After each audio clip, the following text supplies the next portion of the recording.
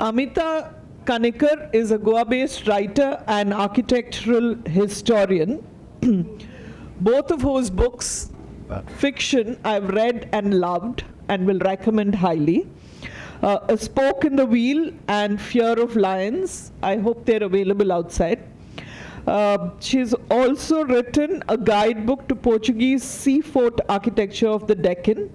She writes regularly in the newspaper on architecture, history, and politics, and teaches at the Goa College of Architecture. Over to both of you. Thank you, Gautami. And let me also extend my welcome to Yogesh Maitreya to Goa. I'm really honored to be in this position because this is a book that is just awesome. I mean, I would like, I seriously mean it that all of you need to read this book. You need to get this book for yourself because it is really, it has won enormous praise and from very serious writers. So it has been acclaimed, I would say. But it's a roller coaster ride, for the reader because it has so much to say that you go through this whole crazy,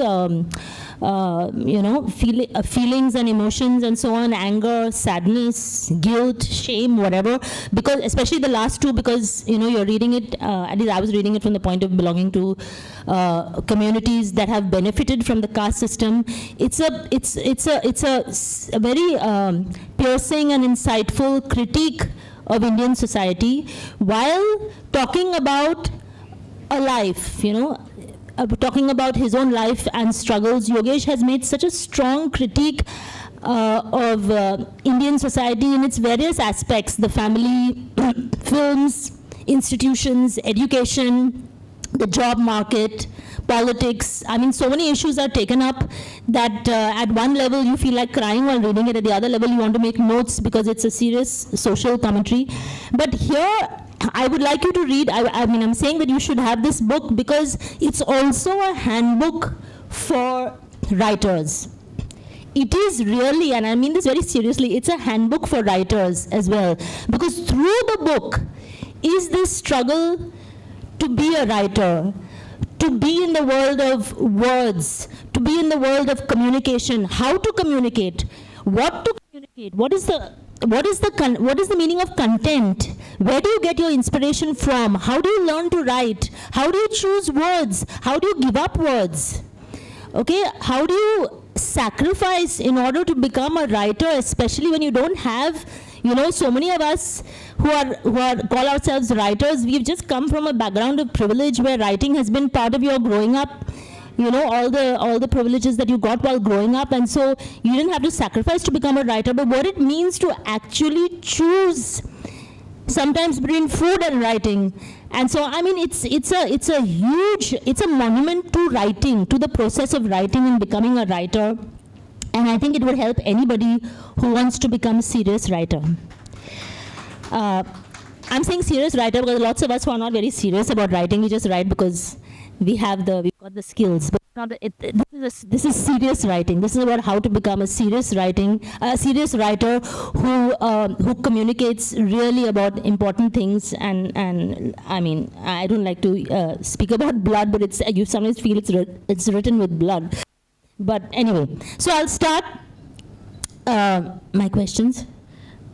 The first one is, how did you think of writing a memoir? Because memoirs are normally written when people are old. Memoirs can be about short periods or experiences, but they're usually written when the person is old and looking back at your life. And so at such a young age, how did it occur to you to write a memoir? Thank you. Thank you, Amita, and thank you all of you for being here. To address to your question, I would like to say, I mean, it was not in my mind. Like, I have started writing this memoir during COVID 2020, post July, and like that was a period like I just like got whether you can say kicked out or something from the TSS hostel with the virtue of notice, like that you have to vacate and all these things. So for me, it's just like like feeling uprootedness once again, that I wanted to come here, be here, like in one way or another. And then the society as whole, or like as the state as a power system, the structures, everything is there at the play. And then one day you feel that, okay, like now you have to move on from here, because you are not allowed to be here anymore by one way or another. So I was like, I shifted, like I went back to like millions of people. I went back to my home, and then I was just reading a couple of books. I knew nothing about pandemic and all, and I thought it would just go in some time. And I had a couple of books which I was reading second time, third time, because like I was not able to carry all the books from my hostel. So I was reading basically. I was like also like there was a moments when like I could feel panic because of the COVID. Like we all have had this memory, like passing of the ambulance frequently. Like I mean, and the news stories and everything is what we were consuming during that time through mobiles and all. So there was also a moment of panic and all. And one day I was.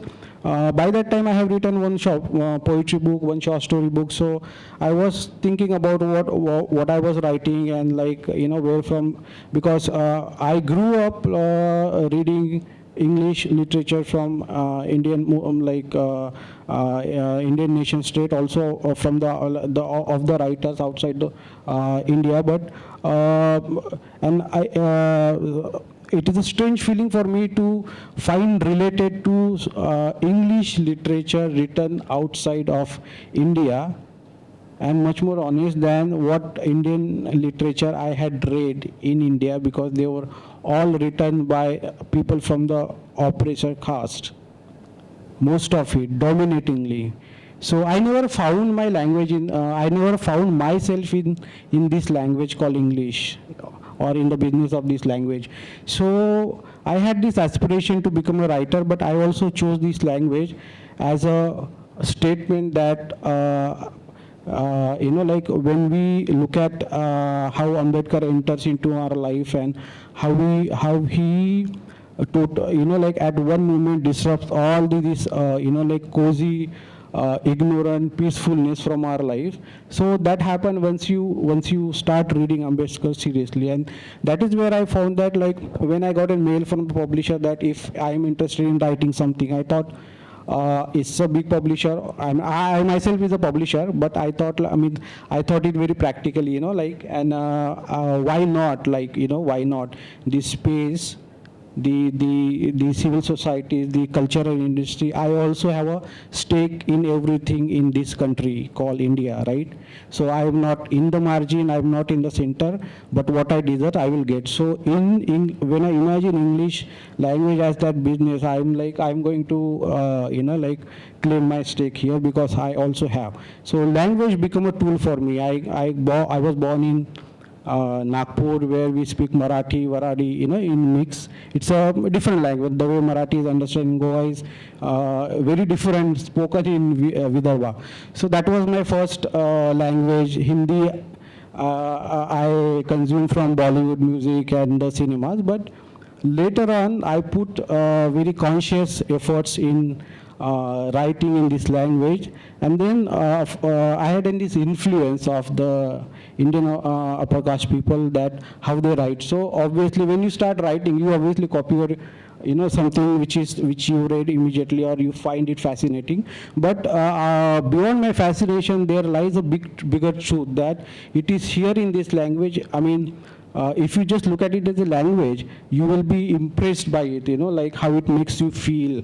But then you are not there, right? You are not there. You as a reader, you somebody like who has a major stake in this country, you are not there. So I wanted to claim that, and that is why I decided that. When the question of what I would like to write came in my mind after that email, I was like, I can write about my life, and why not? Because sometimes a single moment is, like capable of disrupting all the cozy, ignorant conveniences from your life, your comfort and everything. So, and I thought the way I lived and all, I never found significance into that, because what English I read, there were no stories to address the kind of life I led, or the life which millions of people like me have lived so far. So I'm going to write this because I don't know how this story would be read to the reader or how they are going to receive it, but it is very important for me to enter in this space, this language, in this way, so that people will, at least, not that they don't know, everybody knows the existence of caste. The more higher you are, the more you are likely to hide it because it benefits you, right? But everybody knows what caste is because we live here. We know like how it happens and all. But in English, it's a ignorant convenience. So I basically, that was also the thing in my mind while I was while I had already decided that I'm going to write about my memories, and they were not one, they were not many, you know, they were not evidences of like what I had lived, and the kind of life I lived would be seen as significant or not by the society, right? And I wanted to write, so that is the reason like I started giving values and utmost significance to my own memories, or though limited they are so far, or like in whichever domain. But now when it is out, and when people from different walks of lives see this, tell me their experiences and all of them are like very different. All of them are also a learning for me, that like how the mere effort of yours to enter into this discourse of art or a literature can basically, what it can basically do to the people. It can be, it can possibly shatter this ignorant inconvenience which some people has created around them. So now I think it's people's remarks or their comments or their expressions about it tells me a lot of it. Like I made a, you know, like a just choice. Disruptive, you said. You wanted to disrupt, and this book is really disruptive. I would like to know something about how you wrote it, the process of writing. Was it that you just decided, because you know there are so many separate issues in it. There is the whole discussion of your family and families in general, the mother's role, especially the father's role, and what they have gone through, how they have suffered, how they have sacrificed. The sheer generosity of your parents, I mean, comes through so strongly right from the first page, I think, till the last page. Your parents are there in this book. It's and as huge presences, you know. Even though, as you always say, you're not there at home and you never wanted to be at home, you're outside somewhere in the world, but your parents are there through the book as a major, you know, something that you're constantly discussing. There's that. Then there's your experience of films and Bollywood, and then right from films like Border to films like Fandry, you know, and what these films are actually saying. Then your discussion of politics, then your discussion of Ambedkar. So I want to know that, did you choose these issues? Did you choose the issues that you wanted to bring in, or was it like, you know, what do they call it, stream of consciousness or something, where you're just writing as it comes to you? Or did you decide that I will leave out these, I will put in these anecdotes or these issues, I want to raise these issues, or you just, whatever came to you, I mean, it's amazing that somebody who is just completed a MA is writing a memoir of this depth. It's almost unbelievable, you know. So what was the process? It was, I mean, I didn't choose to, because they were everything were always there, and they were there as a very disturbing element, disturbing memories, you know. And how as a writer you are going to address them, right? As an artist, you need to address all these things which disturbs you through your art, right? Whatever form you use. So for me, I mean, it's not even a stream of consciousness, like, because most of us have a broken stream of consciousness. My mind was always like a mind which is, if I sit in the class, I mostly look outside the window. So that's why I never liked the class. That's why I never scored anything higher or something like that. But it's just like there are so many questions, and your mind follows that, you know. And sometimes you don't get those way outs. You don't get the resources. You don't get anything in your life by which you can explore those things. I only had writing at my disposal, and when I said that what I can, I have, like, there are so many things into this, as you said, like there is movie, family, there is politics, there is language, there are books, there are, so how everything is because these things were here and they are scattered everywhere. Now, as a writer, you need to make sense of everything which happened to you. At least you try, right? And this was an attempt for me.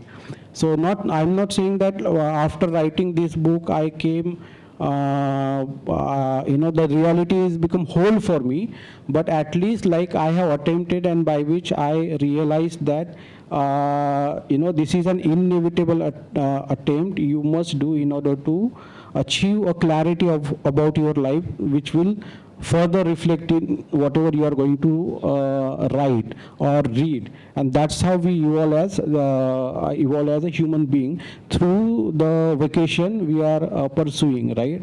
Through the forms of art we are pursuing. That's what Baba Sahib Ambedkar also said, that like, because this thing, despite these things, for everything was there, but he's the center of our life. And just for like a few sentences, like cultivation of the mind is the biggest goal of should be of a human being, right? So we don't know what it means from the as a child. We started just hearing these quotes in sabhas, in Buddhist prayer meetings in the evenings and all.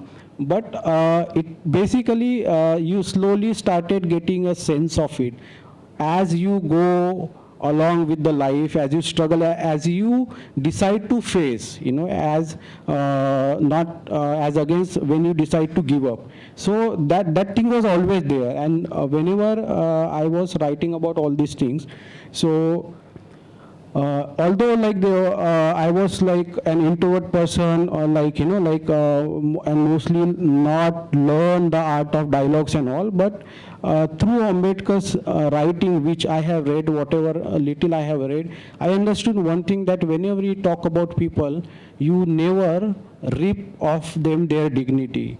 Despite they having a problem, despite they having ups and downs, and despite like they are doing a lot of things which is like like destructive to the society, but at the same time you need to maintain that thing. And that is why Ambedkar as a critic also is loved by his own people who was opposed to him, right? So he was so that was the thing and that is why, like, as you said, this book can be a what you said, handbook. No, I think for everybody who wants to write in any genre today, especially in English, should read Ambedkar to make your foundation strong.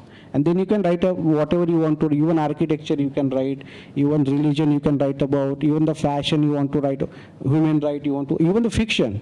But Ambedkar is handbook. Yeah. We are just trying to follow, and then we reach so far. So that was there. So these things were there. I did not choose them, and this become for you to understand, because I have ended up writing it, and that is how now they are visible to people, right? That's how you, coming from the history of being invisibilized, invisible into the society, right?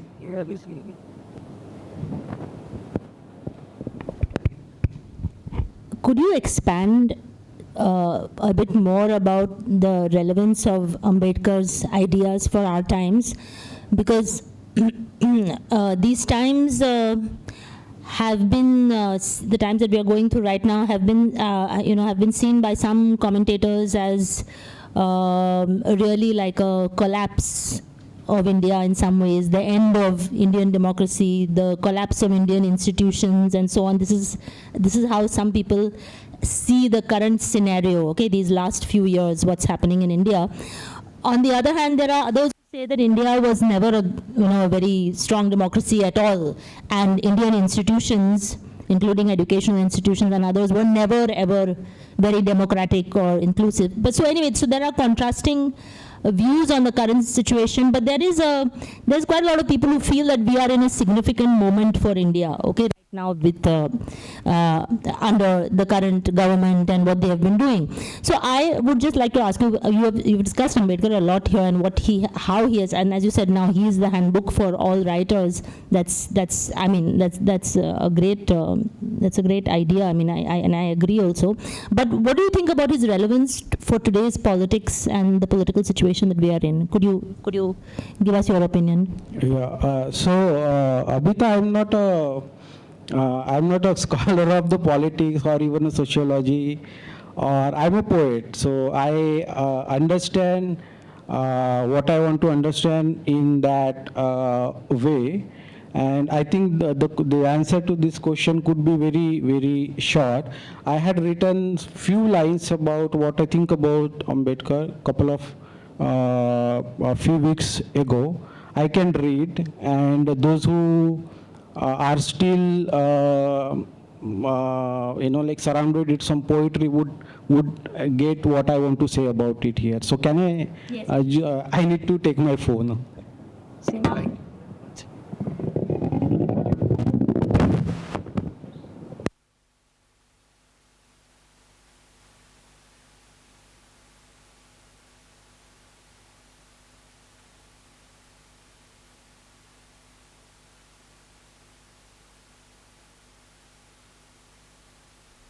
In fact, I wanted you to read some of your poetry, so this is great.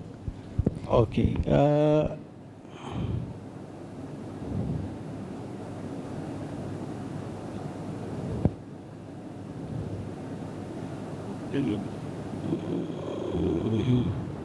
Yogesh, if I could have a minute, I'll just read to you what he says about poetry. Just a small passage. Encountering the poems of Namdev Dasal was also a crucial step. Reading his poetry and his thoughts about literary tradition in caste society freed me from the dilemma of language. I began to sense that poetry is not discipline. Poetry is madness. And madness is exclusive. It is unique. And it must be devastating, either for the poet or for its readers. If it is not, then the poet is trapped within language and mistakes the craft of language for poetry. One thing I learned from Namdev Dasal: a poet must avoid the temptation of writing a poem. A poet must let the poem take shape in the background of his madness of being. A poet does not arrive at a poem. A poem arrives at a poet. Poetry is a matter of life, not imagination. Thank you.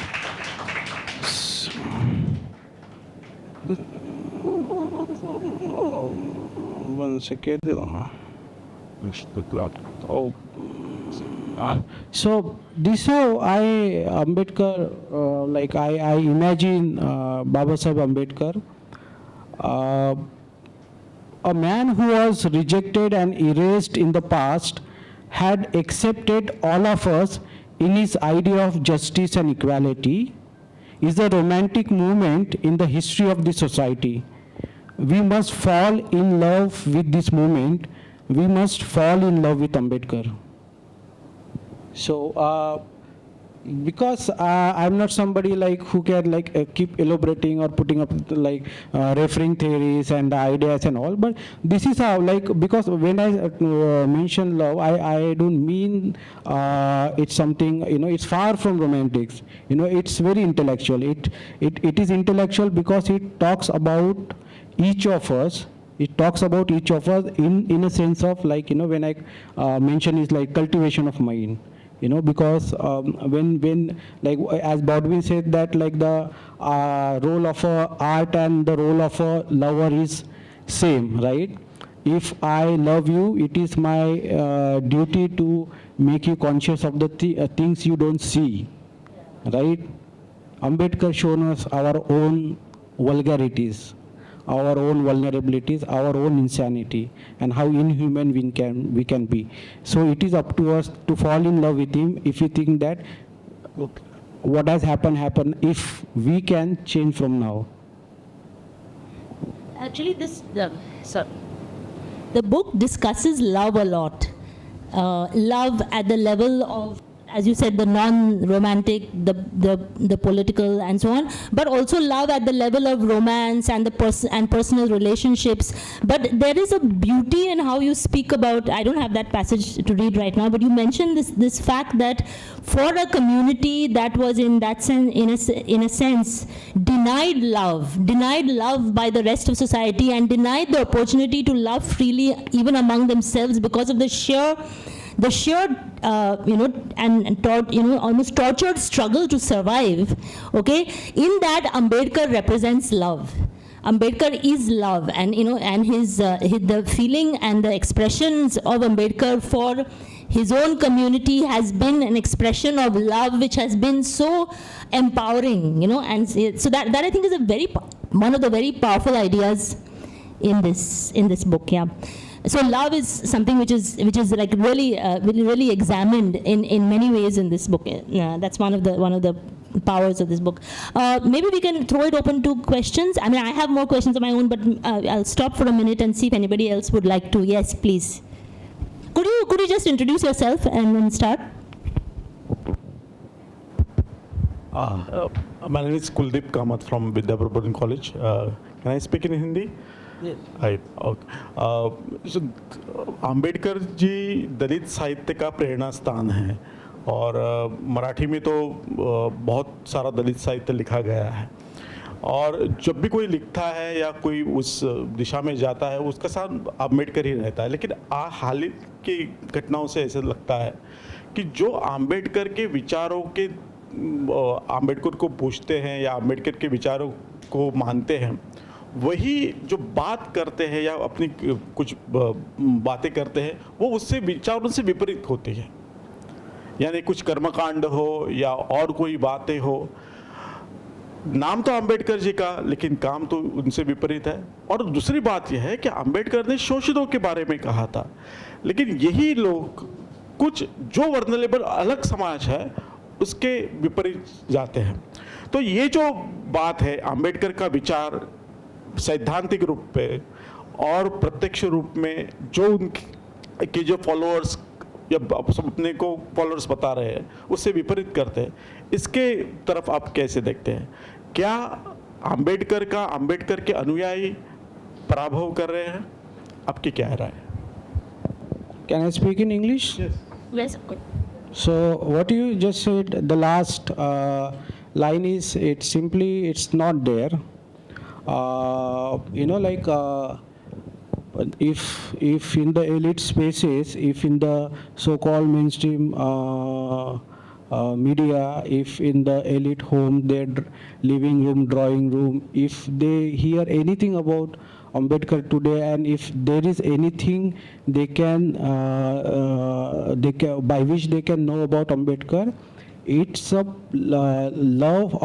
labor of love by the Dalit Bahujan community only, nobody else. Ambedkar's volumes and speeches, he was not known to the elite, the oppressor caste people, not because he was not existed, he knew, like he was known to them, but he was erased from the memory deliberately, and he was erased from the discussion as a scholar, as an intellectual, as an everything. So, okay, that's fine, but who kept the Ambedkar alive? It is only his people. It is the people who follow them. And people, sometimes they have their own lives, right? You can't decide one thing and continue on that path, because these are the people who are structurally vulnerable. So sometimes ups and downs are there. Okay, but rather than that, it is a time that we must appreciate the efforts of all the people because of whom we come to know Ambedkar. So that is how I want to look at it. There are two sides. If you look at it in this way, your journey will lead you to somewhere else. I want to look at it in this way because, as Baba Sahib said, that even being the scholar and also the chief drafter of the constitution, somebody who was hated, but he who had like taken care of everybody under his idea, his imagination, which is reflected to his constitution and all other writings. So it is his people who celebrated Jayantis, who wrote about him, who published his book. When there was no social, when in English media he was totally absent till now, 2015, 16, totally absent. It is us. It is whatever person is there who even did a one act in order to spread his word or his existence is a basically a very important person. So yeah, and there are people, we have human tendencies, right? We say one thing, we do another thing. That's we are, right? But we need to keep increasing the efforts which are positive. Could I add something? Yes, please.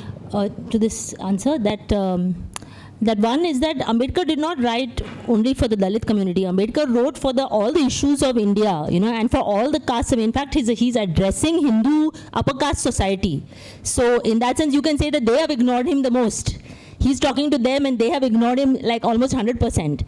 That's one thing. The second thing is that you have to look also at the structure of our society and how it pushes people to become naturally oppressors. In this book, Yogesh mentions, he discusses the Dalit politics, and the Dalit political parties and how the Republican Party of India split into many factions. And he says, his examination of it says that he thinks that ego, really there's no difference in political vision, there's no difference in even the issues that they're raising. It is the ego. But then from where does this ego come? It's the structure of our society which pushes people to naturally become egotistic, greedy, selfish, and to get ahead by pushing other people down. So naturally, whatever, you don't have to say the Dalits only are the ones. I mean, Dalits are hardly the ones. It's like the whole society is functioning in this really selfish and destructive manner. Each of us, even often as individuals. So anybody can, unless you're in that constant struggle to not be there, you will obviously go that way.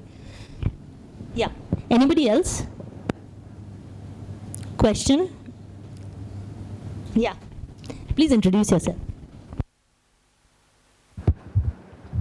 Hello, Yogesh. It was really nice listening to you. You speak from the heart, and I have not read the book, but can make out that a lot of what you've lived experiences would be there in the book, and I'm looking forward to reading it. What I want to ask you is, I'm Dipti, I'm an ophthalmologist. What I want to ask you is, not having grown up with English, as the language that you heard around you, now when you write, you think in which language? Which language do you think in? Yes, I mean, you can't be a writer unless that language which you are writing is the language of your thoughts, right?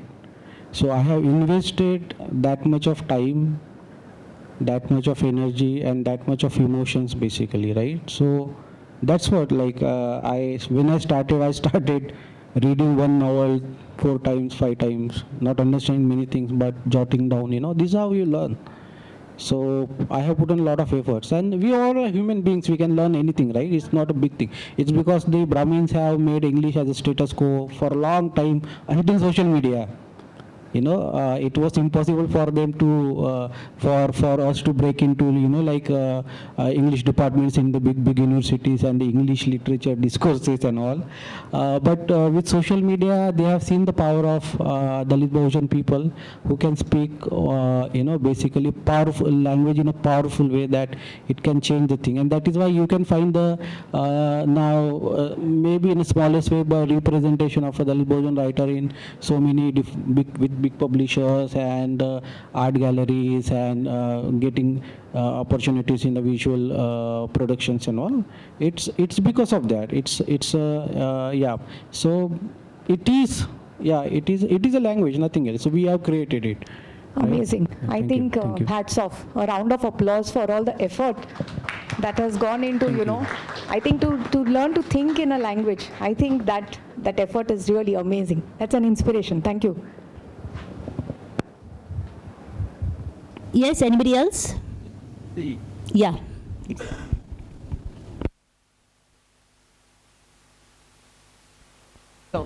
So I'm Gauri, and actually it's just an absolute pleasure to hear you and see you in person, because I've been ordering your books from Panthers Paul. I cannot recommend this publication house enough. Not only is the content wonderful, but the books themselves are beautiful. So I just really want to congratulate you on everything about the book, the books that you published. It's a tactile feast. It's a feast of reading. I just want to know, as definitely somebody that you would call an oppressor caste, how do you get us to become better allies? What is it that we do besides buying your books and reading them to really take that step to a more equitable society? So I know that's really not about the book, but it's so much part of what you write and your experience. I would just really like to hear your thoughts on that. These are the questions which needs very elaborated answers, and it's a process basically. These answers we may not find it immediately, because sometimes we have not contemplated on these things enough. I don't contemplate, because if I can speak about something on which I have been thinking about, but I have been rarely thinking about allyship. I mean, I never think about reservation. I mean, if anybody talks about it, it's not something, I mean, I don't want to talk about it. It's not my problem, it's my right. And there is no discussion about whether I should have my right or not. It's commonsensical thing, right? So there is no, what is discussion? What is to discuss there? Reservation. So also allyship, it's a genuine feeling, right? Because that is what writing does to us, right? When we communicate with each other.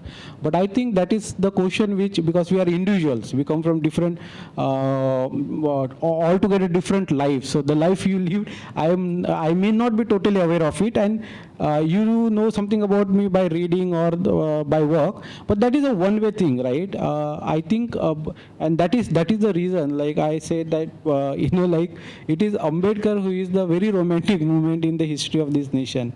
And those who have fallen for it, fallen into that, they have basically, we can see them, what they have created for us, right? Lot of activists, lot of writers. I know writers like people who live, mouth to hand, right?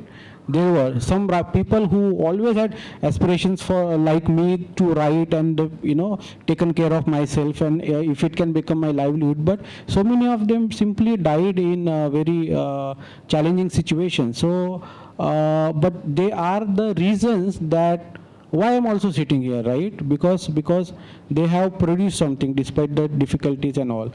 So this is the very new thing for the movement in itself, the allyship, because we never heard this word till 2010, 15, and of course in Maharashtra, when the Baba Sahib's movement was there very strong, he also had people working with him as his associates who are from a different caste. Okay, so yeah, that's what you also need to read Ambedkar, that how pan-Indian, not only pan-Indian, but how world and the global leader he was, to understand his life and how he was dealing with the people and all. And these people were like, they have basically also dedicated their lives from the different communities for Ambedkar's movement. But this is a very new thing. I think it's a slow process, very slow, which you can't even decipher. But then you would get definitely, if you are working towards it, you will definitely get the results, right? So I can't claim that I know this, but only thing so far I can do is keep producing work, keep writing, keep producing new authors, to the world, and that is why I specifically work with Dalit Bahujan author, because that is what I am, right? That is where they fed me. So it is my time now to bring out many histories among them. So that's what I can do from my side. So yeah, I'm not very I don't know whether I have answered properly to your question, but I hope that. No, I think a complex society. Very complex, yeah. There is no easy answers. Yeah. It's about, we're all grappling. How to change. But thank you. Anyone else? Last question.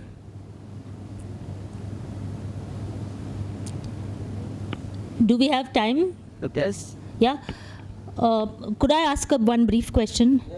You are an alumnus of Tata Institute of Social Sciences. I'm still a bona fide student of it. Oh, so very sorry. So you're a student of Tata. That's amazing. Tata Institute of Social Sciences, which is considered to be not just a prestigious institution of India at a national level, but also a progressive, socially conscious, institution. That was what, when I was studying in Bombay, I was like, we used to go there thinking that, oh wow, like they are really connected to the ground and all that. But you have some very interesting things to say about the education that people receive in general in India, and also in these very prestigious and supposedly socially conscious institutions. So could you just expand a bit on that? I found that very interesting. What happens to students when they go there? What happens? What is your critique about this kind of education? I looked at it as a very, very interesting place. Yeah, for that matter, for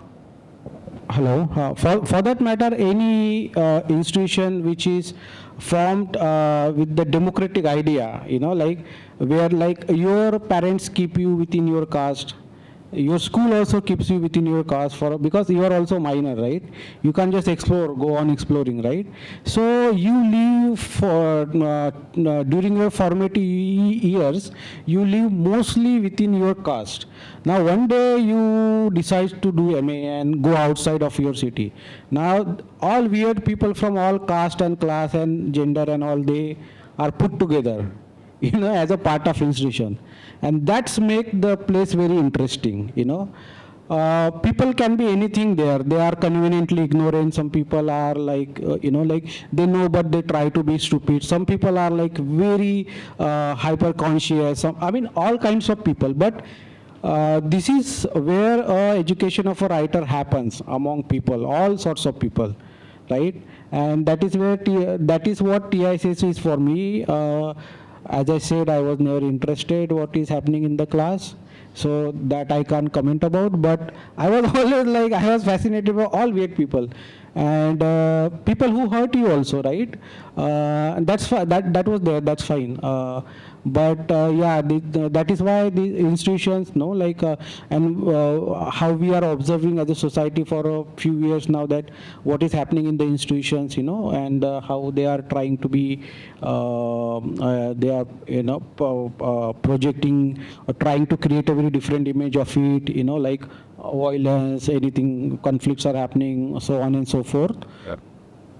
But that's what even Baba Sahib learned, that when he went outside of India, and then he lived in America and like Europe for years, he had a thing to say. He said that during my stay in America and Europe, I have completely forgotten that I am an untouchable, which means that you see, I believe that in order to realize the change, we need two.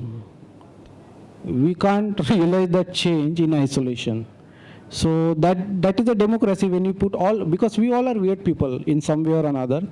So when we are put some people from those communities and caste and classes, they are put together in a small campus, and then every day they have to see each other's face. Abhi tak to theek tha, iska chehra nahi dekhta. Like now again you have to see because you can't hide and all. So that makes it very interesting. That's how when things start disrupting, new things start taking shape. I just remembered one line, one sentence in the book where you say that these institutions, they in their attempt to foster social change, and they are examining the discriminated against communities, while you make the point that maybe you should examine the privileged communities, and because that's where the problems lie. So your study should be of the privileged, not of the oppressed, of the oppressor communities. You need to study there. I think you make this point in the book. Yeah, but as a society, as Baba Sahib said, we are a society of intellectual dishonest people. So what we can possibly do in that? So like everybody meets me like, oh, like, do you know some artists from your community in the back and all? Like, I am not somebody to give you data all the time, right? I am human being, talk to me like that, right? sit with me, like just talk normal things, right? So this is the thing. Yeah. Yogesh Maitreya, it was an honor and a privilege to talk to you. Thanks so much for this, and thanks all of you for attending. And please go out and get this book. Bye.